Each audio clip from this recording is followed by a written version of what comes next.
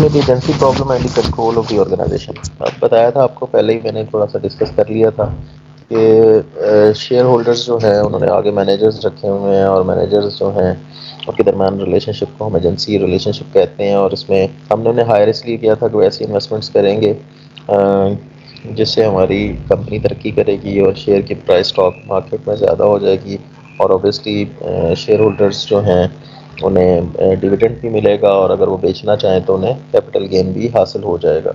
تو لیکن جب مینیجرز جو ہیں وہ اپنے لوگوں کو فائدہ دینے لگ جاتے ہیں اور پرسنل گینز کے لیے کام کرنا شروع کر دیتے ہیں تو پھر کانفلکٹ آ جاتا ہے، ایجنسی پرابلم ہمارے درمیان آ جاتا ہے. ٹھیک ہے.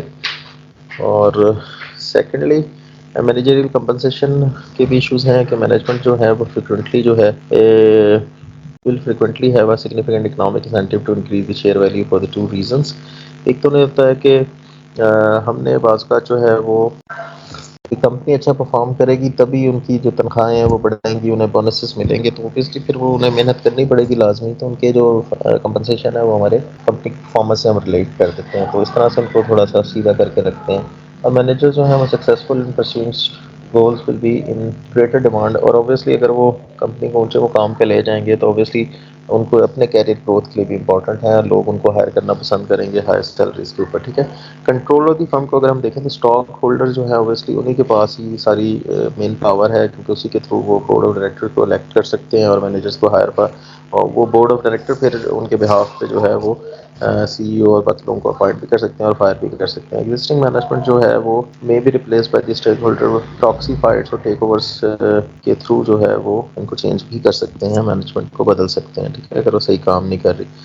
اسٹیک ہولڈرز کون ہوتے ہیں؟ اسٹیک ہولڈرز جو ہیں کہتے ہیں کہ صرف مینجمنٹ اور جو مینیجرز اور اسٹاک ہولڈرز ہی مطلب فارم سے ریلیٹڈ نہیں ہے، اس کے علاوہ بھی کچھ لوگ ہوتے ہیں جن کا ڈائریکٹلی اینڈ ڈائریکٹلی تعلق جو ہے وہ کمپنی کے ساتھ ہوتا ہے، اس میں انہیں ہم اسٹیک ہولڈرز کہتے ہیں. ٹھیک ہے. ایسے گروپس جو ہیں وہ attempt to exert control over the firm perhaps to the detriment of the owners. اچھا اس میں بتا دوں، اس میں جیسے گورنمنٹ ہے، اس میں آپ کے پاس آپ کے سپلائرز ہیں، آپ کے کریڈیٹرز ہیں، یہ سب لوگ شامل ہیں. ٹھیک ہے. اس کے بعد ہم فائنینشیل مارکیٹس اور کارپوریشن کو دیکھ لیتے ہیں. فائنینشیل مارکیٹ جو ہے وہ والی جگہ ہے جہاں پہ بائر اور سیلرز جو ہیں وہ آپس میں فائنینشیل انسٹرومنٹ کی ٹریڈنگ کر رہے ہوتے ہیں. فائنینشیل انسٹرومنٹس کون سے ہیں؟ یا آپ کے جیسے منی مارکیٹ انسٹرومنٹس ہیں، اس کے علاوہ آپ کے جو ڈیبینچرز یعنی بانڈس ہیں، اور آپ کے شیئرز وغیرہ. اس میں پرائمری مارکیٹ اور سیکنڈری مارکیٹس آ جاتی ہیں. پرائمری مارکیٹ وہ ہوتی ہے جہاں پہ سب سے فرسٹ ٹائم کوئی بھی کمپنی اپنا نیا شیئر ایشو کرتی ہے، اسے ہم پرائمری مارکیٹ کہتے ہیں. ٹھیک ہے. اور انیشیل پبلک آفرنگ بولتے ہیں جب کمپنی فرسٹ ٹائم جو ہے وہ اپنا شیئر جنرل پبلک کو آفر کرتی ہے. پرائیویٹ پلیسمنٹ کا مطلب یہ ہوتا ہے کہ اس میں آپ جنرل پبلک کو نہیں بیچ رہے ہوتے اپنا جو کمپنی کا حصہ ہے یا شیئرز ہے. اگر جنرل پبلک کو بیچیں گے تو اسے ہم پبلک آفرنگ یعنی انیشیل پبلک آفرنگ کہتے ہیں. اور اگر ہم کسی بڑے 2-4 انویسٹرز کو ہی اپنے سارے شیئر بیچ دیں تو یہ پرائیویٹ پلیسمنٹ کہلاتی ہے، ان کے ساتھ میٹنگز کر کے. سیکنڈری مارکیٹ ٹرانزیکشنز کے اندر ایک آنر ہوتا ہے یا کریڈیٹر ہوتا ہے جو کہ کسی کو سیل کر رہے ہوتے ہیں، اور یعنی سیکنڈری مارکیٹ کوئی اسٹاک مارکیٹ کی بات کر رہے ہیں جہاں پہ فرسٹ ٹائم کے بعد جب بھی چیز ٹریڈ ہوگی، بیچی جائے گی یا خریدی جائے گی، وہ اسٹاک مارکیٹ کے اندر ہوگی. وہ سیکنڈری مارکیٹ کی ایگزامپل ہے. اس میں ہم یہ فلو فنڈ ڈائیگرام دیکھ سکتے ہیں جس میں ایک طرف جو ہے وہ والے لوگ ہیں جو کہ ڈیفیسٹ یونٹس ہیں جنہیں پیسے کی کمی کا سامنا ہے، اور دوسری طرف سرپلس یونٹس ہیں جن کے پاس جو ہے وہ ایکسٹرا پیسہ موجود ہے اور وہ اپنا پیسہ کہیں پہ لگا کے فائدہ اٹھانا چاہتے ہیں کہ اس پہ پیسے سے پیسہ جنریٹ ہو، جبکہ جن کو پیسے کی ضرورت ہے وہ اس پیسے کو حاصل کر کے اپنے کاروبار کو ایکسپینڈ کرنا چاہتے ہیں. تو اگر تو ڈائریکٹلی وہ ایک دوسرے کو جانتے ہوں تو بیچ میں انہیں کسی تیسرے بندے کی، تھرڈ پارٹی کی ضرورت نہیں ہے نیگوشیشن کے لیے. لیکن اگر وہ ایک دوسرے پہ اعتماد نہیں ہے، ٹرسٹ نہیں ہے، تو مارکیٹ میں ایسے لوگ ہوتے ہیں جو آپ کے درمیان جو ہے وہ ڈیل فائنل کراتے ہیں، انہیں ہم فائنینشیل انٹرمیڈیٹریز کہتے ہیں. اس کے اندر پینشن فنڈ بھی ہیں، انشورنس کمپنیز بھی ہیں، انویسٹمنٹ بینکس بھی ہیں، سیکورٹی فرمز بھی ہیں، یہ تمام شامل ہیں. ٹھیک ہے. سو اس طرح سے یہ معاملہ. اور یہ جو آپ کے سرپلس یونٹ ہیں یہ انڈیویجول یعنی ہاؤس ہولڈ بھی ہو سکتے ہیں، یہ آپ کی کمپنیز بھی ہو سکتی ہیں، اور یہ آپ کی گورنمنٹس بھی ہو سکتی ہیں. جس طرح کہ پاکستانی گورنمنٹ جو ہے وہ UAE اور سعودیہ اور بندہ کی طرف دیکھ رہی ہوتی ہے کہ وہ انہیں جو ہے وہ لون کرے گی. ٹھیک ہے.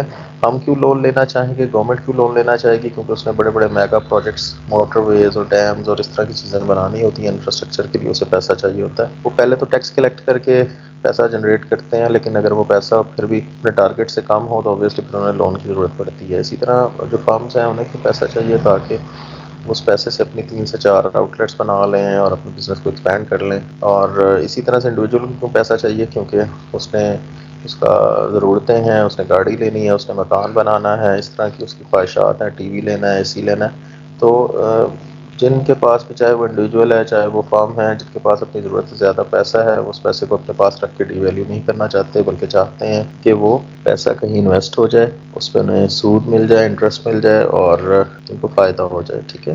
سو یہ بیسیکلی جو ہے وہ ہمارا موٹیو ہے.